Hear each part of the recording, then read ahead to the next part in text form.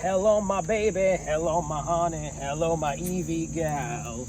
I hear you're engaged to be engaged to Norma Wallingford. You fell in love with her bank account. Evie, don't be sore. Did I ever tell you I have special powers? Yes, I can see that. I'm quite serious. I can tell your secrets just by holding something of yours. I'm positively serious. You, my honey, are positively lit. I'll prove it. Give me something. A scarf, a hat pin, a glove, anything. Fine. Here's my class ring. Tell me my deepest, darkest secrets, Madame O'Neill. Quiet, s'il vous plaît, Ski. All right, old girl, you've had your fun. Time for a little sobering up. I will uncover your secrets. Just you wait and see. Harry, you naughty boy. What do you mean? Room 22 at the hotel, that pretty little chambermaid. Ella. You gave her a big wad of kale and told her to take care of it. All right, old girl, you've had your fun. You knocked her up. You're a bad boy. All right, that's enough, Evie. This isn't funny anymore. Honey, baby, don't listen to her. That's not what your ring says, pal. Hi, everybody. I'm Joe. And I'm Mary. And we're Book Buds. Today we are talking about The Diviners by Libba Bray. This is a series with 4 books. Guys, we loved this. A+. So good. So good. I listened to all 4, and you? Listen to all 4. The narrator. Oh, she's amazing. Oh my God, January Lavoie. She was phenomenal. I've never had somebody do so many different voices so clearly. Like men, women, children, different ethnicities. She's ridiculously talented. So talented. So much so that I looked her up to see what else has she narrated. Yeah. I just want to listen. I don't care what the book is. And it's several things, right? I feel like she's very popular. Good. Yeah. So good. So if you plan on reading The Diviners and you're somebody that's like, I'm not sure if I really like audiobooks, but you want to give it a try, you should totally try these in audiobooks. Yeah. Oh my God. She's phenomenal. And the story is great. Totally great. So we got to tell you the premise of the story. So we follow a bunch of like kids, teenagers in this book, and it mainly takes place in the city. We have characters that are coming from other areas and they kind of end up all meeting in the city. And they all have something a little odd about themselves. They don't quite understand it. They have this ability, and each one of them has a different special ability. Yes. So it's just kind of like a quirk, and they kind of each feel like they're not supposed to talk about it, that they're going to get persecuted for it or something like that, and they need to keep it hush hush because nobody around them seems to have these things other than them. Yeah. And so it takes place back in the time of the 20s with the Flappers. Yep. There's just so much like sparkle to it because of the setting. And positively. They use all the language from like back in the roaring 20s, and it's really... It's hysterical. And when you were listening to it at first, you were like, Mary, this is annoying me that she's saying positively. Are you sure I'm going to like this? And I was like, no, you're going to like it. Keep going. I got used to it. Yeah. Yeah. It was, and she ended up being very likable, that character, right? Yeah, she was great. Yeah. Evie. Yeah. But there's also supernatural stuff in this. That we've got some like demonic, weird things that are happening and murderous things. There's like throughout the 4 books, it just kind of like grows into like a bigger evil entity thing. Yes. Absolutely. Yeah. So the last book is called The King of Crows. So that's like your biggest evil dude. And it's, you're just kind of working your way there throughout the series. Really, really cool story. Yeah, we only really get glimpses of the King of Crows. Crows, yeah. All along, and then maybe in the last 2 books we actually like get to like meet him and like see him, and he's more of like a character who's like really just causing some trouble. And I love the last one because he was just in it abound, and it was like so much fun. And I really love cool. the supernatural element in this. I mean, the first book starts off with a Ouija board scene, which was so cool, and they were contacting this serial killer ghost from the other side, and it was just awesome. His name was Naughty John. And there was like a little song that he would sing, and it was so eerie. Naughty John does something with does his work with his apron on. Something like that. It was freaky. And it was just like, it would get on your skin, like, oh, where is he? What's he gonna do? Yes.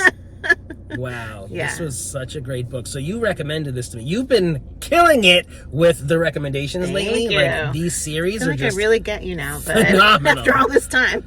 This was great, and like this was like totally like I feel like it was made for me because old New York City. Yep. I love it. The 20s, I feel like when I was listening to it, it was such an experience. I felt like I was watching an old black and white movie, which is totally my jam. So they nailed it. So into it. And she did her research because she really incorporated all of the things from the time and, you know, famous people, famous characters that we meet from real life. And it's she just brings it to life. Yeah.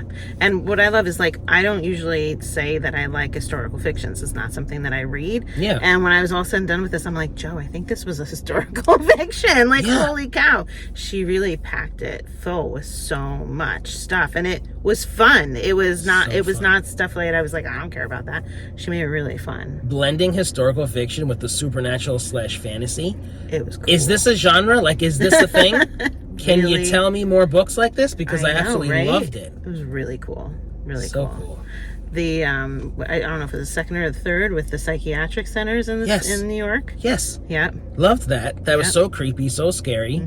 Okay, so I think we should talk about the characters. Okay, yes. So Evie, our main character, she's from Ohio, and she gets sent away by her parents because there was a whole big scandal because she is like a clairvoyant type person who, when she touches objects, she can like read them and like see what has been happening with the person. Right. And when she does it, it causes like a whole scene, and her parents are like embarrassed by her, so that's why they send her away. They're like, go live with your uncle in the city. We don't want to deal with you. Yeah. Yeah. And at first she doesn't want to go, but then she gets into it, and there's this whole big thing that happens. This whole big thing. Whole big thing. You gotta read the book, guys.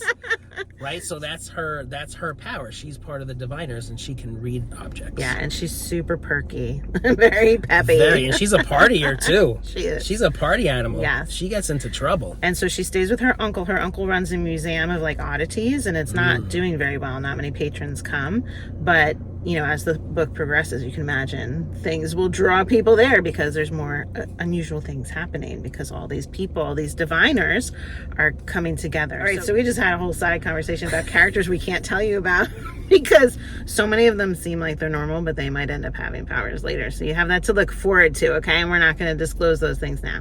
But Memphis and his brother, yeah, we can talk about them. Yeah.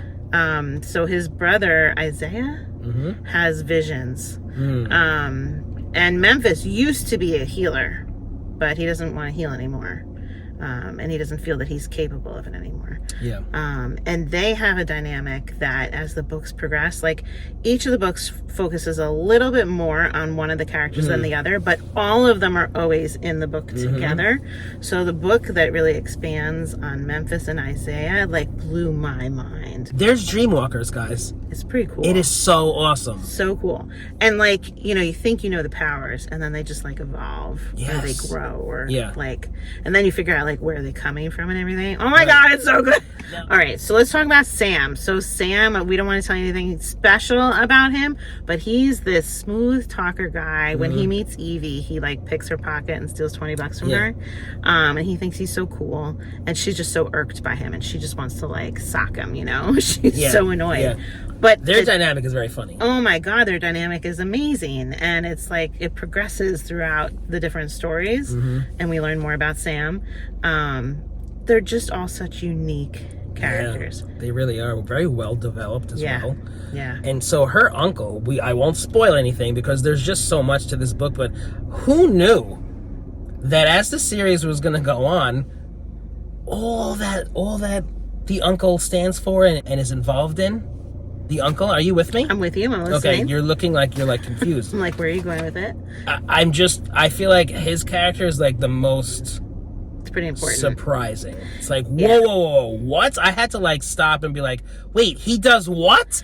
He did what? You were that surprised? I have to say I wasn't that surprised because I felt like the uncle, he was very like reserved and he was kind of like a boring guy and he just ran this museum. But if you're running a museum of oddities and it's in a book called The Diviners, I'm like, I kept waiting. Like, you know, I mean, Evie has this power. So like, I just feel like maybe the uncle should know about these things. And I feel like the uncle should have information. And like, why don't we know it yet? You know, like there were times that Evie was like annoyed with him and whatnot, Yeah. you know? And so as the reader, I was also feeling like, come on, Uncle, like, when are you going to give up the information? See, I fell for it, hook, line, and sinker, and I was did. so distracted by all the other characters that Okay. I'm just like, this uncle is like boring, and there's like no place for him in this book. Well, keep on reading, No, folks, because he this had a is role. nuts. He had a role. Yeah. He sure did. It was really incredible. I hope we've sold this on you guys. Oh my god, it's so good. So good. You won't regret it if you read this. No. Is there anything else you want to mention about it? Yes, I feel like the second book really incorporated the history of New York City so well. Mm-hmm. Right, that was the one where you had mentioned. They mentioned all of the psych hospitals throughout the city, which was kind of freaky. They got stuck there overnight. Oh my god, that was such a good great. chapter. That was awesome. So there's that, right? They mentioned Carl Jung. Mm-hmm. Okay. They mentioned Mr. Ziegfeld, who was like, you know, a big Broadway, I think, producer, and, you know, the Ziegfeld Follies, which was really cool. And they mentioned the Triangle Coat Waste Fire in that factory. Yeah. Joe loves another book about this. Yeah. A Fall of Marigolds was based on that, and I went to New York City by NYU, and I found the building. I was searching up and down, and I found the plaque. But anyway, they mention it in here. Yeah. And I was just like, oh my god, they're mentioning it! Oh, and they mentioned Nellie Bly. Yep. The author of 10 Days in a Madhouse. The journalist who, like, went undercover in the New York City psych hospital way back in the day and then wrote an article about it and exposed them for all their horrible treatment of patients.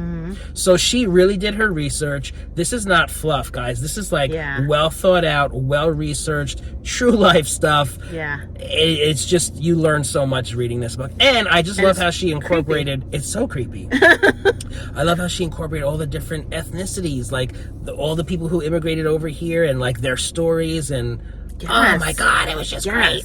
We get somebody that's a dream walker. That was like, I loved the family ethnicity thing going on there and everything. Yes. Oh my god, so well done. So well done. Yes. Yeah. I've recommended this to about 4 people. Everybody loves this. Yeah. And they're just like, thank you so much for telling me. Yeah. So let us know if you guys end up picking this up, because we'd love to hear what you think of it. We absolutely think it's fantastic. If you're enjoying Book Buds, give us a thumbs up. And share us with your friends. And subscribe to our channel, Book Buds! I read this book too. It was stupendous.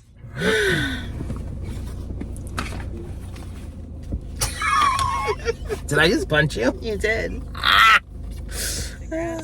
Like this? How do I hold it? Like that? Like that? I don't... I think I smoked the cigarette once. Yeah, no. Just hold it like, you know, old Like dainty that? and shit. Like that. Yeah. It's recording. It's recording, but Okay. what do I do with this? I'm not used to having a prop like this that I don't know about. You're gonna suck and smoke. Because then I have to look at your ring. Did boys use these? Nope. Oh, it makes it. You gotta do it. Okay. Show me. Can you like pantomime it out? What I should be doing? You're just gonna. You're gonna tip your ash. Tip it. Tip your ash off. As I'm talking. Be all like, you know, cutesy. Darling. Yeah. Okay. You gave her a big wad of kale and told her to take care of it. I gave her a big wad of something. That's not the line.